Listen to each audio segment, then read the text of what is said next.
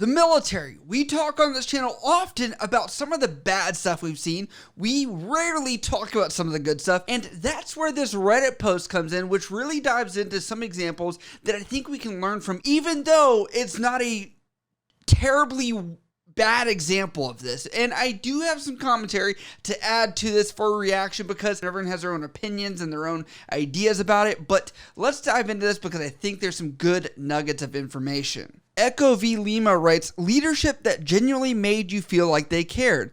He writes, does anyone else have leadership that made you feel like that? I had an officer while I was at 1st Battalion, 2nd Marines that actually made me feel like he cared for my well-being when he probably didn't have to. He was around the unit pretty much the whole time I can remember while I was there.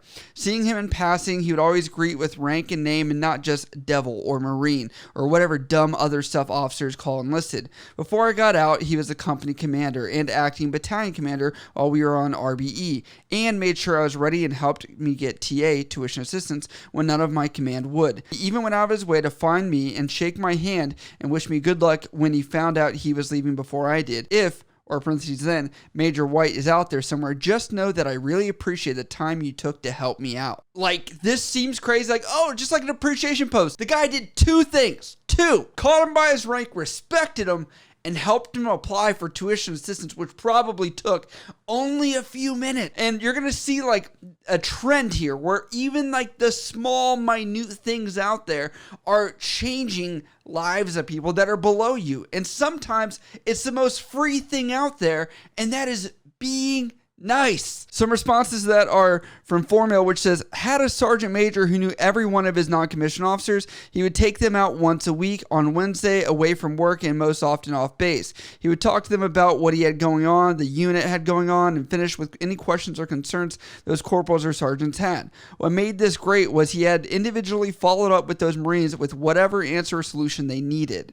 And the OP says, leaders that understand that corporals and sergeants are important like that make things so much easier. We have something similar with our company's first sergeant for a long time. And I like this response because it shows that there's a chain of command, yes, but it is okay to have that, break in chain to get true information from the source. Now, mind you, yes, leadership from the sergeant major down to the E0, that is E1, right, should have voice to go up. I think we've all been there where the voice doesn't get projected up, or it's like, stop complaining, this is how it's done, or, you don't know anything, right? Sometimes it's good to have unfiltered opinions, unfiltered information being fed to the top of the command there that I think is vital.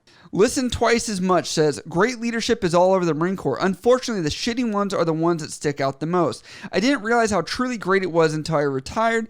Now, I wouldn't trust 99% of the people I work with to lead a piss test without effing it up. Jazzle Razzle then responds and says, and then the young bucks think we're all turds and think they can be turds too. S leaders are effing cancer. I think this really shows something in regards to the fact that being a leader in the military, the Marine Corps, is something that's very much a privilege to have, right? Like, and if you don't think of it that way, it gets very difficult. And my thing about this is like, this guy's saying afterwards, you only remember the crappy ones, right?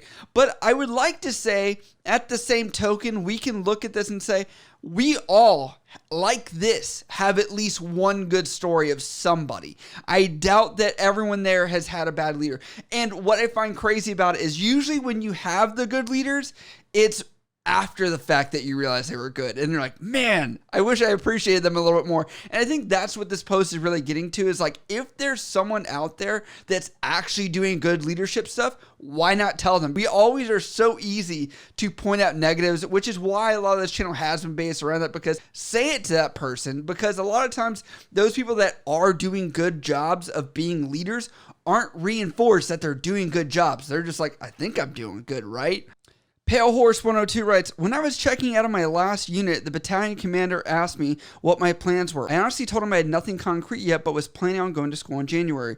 It was early September, so I missed the fall semester. He spoke with me man to man about how important going to school as soon as possible was and not messing around about it. He said I reminded him of how he was at a younger age. He and I had a few very frank conversations in the past, and I appreciate how he never really lectured and actually listened, unlike other officers I worked with in the past. I remember his name and know he picked up a star or two a few years later, I have no way of contacting him and thanking him now. OP writes, officers who understand that the Marine Corps is a stepping stone to some people really stand out. Like, not everyone you lead is a lifer, sir. So helping people get to where they want to be is crucial. I agree with these sentiments that, like, the military's not for everybody. And there's someone like this that has no idea, no plan what they're going to go into, right? And by doubting them, by saying they should stay in, is maybe not the best advice. And maybe your negative comments will not help them be brought up, right? Like, ends up being the responsibility of that person to take that and take that doubt and take that nature of negativity and, you know, bring that into a positive coal, into a diamond, and say, look at what I've done here. These junior guys that you see that are getting out or whatever, you maybe leave the military and you're like, oh, I know that officer that I talked to a couple times. We had great conversations. Your relationship does not live and die in the Marine Corps. We're like, we only talk because it's the Marine Corps. And the last one here hits close home because I actually have a friend that dealt with this experience as well, as they got in a motorcycle accident. Way back when I was stationed in California, I was involved in a motorcycle accident off base. The accident turned into a hit and run, and I was able to walk away with just some bad road rash and banged up knee. Anyway, when I made it back to base, my command found out, instead of checking on how I was, decided to threaten and ultimately pursue trying to NJP me because I was not wearing a reflectorized vest while I was riding and got hit by the car that fled the scene.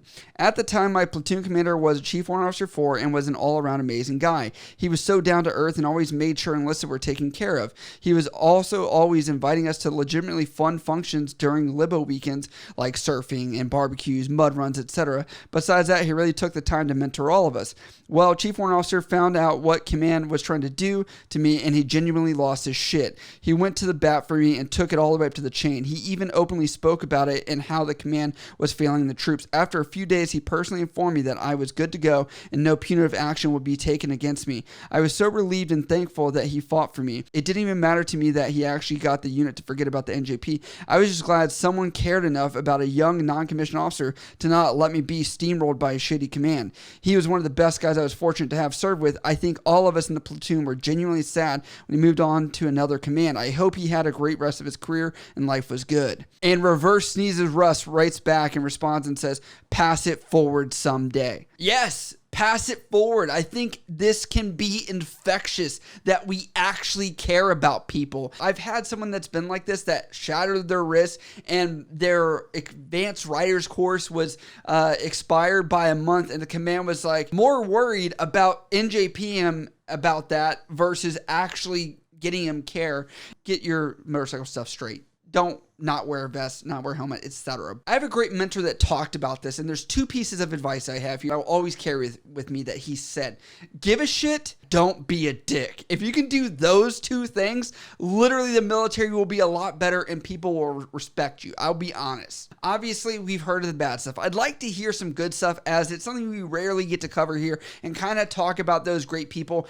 And if this is someone you know, then you still have contact with them, make sure you write them or call them and say, hey man, I really appreciate what you did. But that's just some talk for today. I thought I would get off my chest and talk about. But if you guys do like we do over here, you can support over at patreon.com for special perks and benefits. On top of that, you can also go over to the YouTube join button below this video for special perks and benefits here on YouTube. As always, you can hit me up on Instagram, Snapchat, Twitter, down in the comments below. I love you guys. I'll see you next time.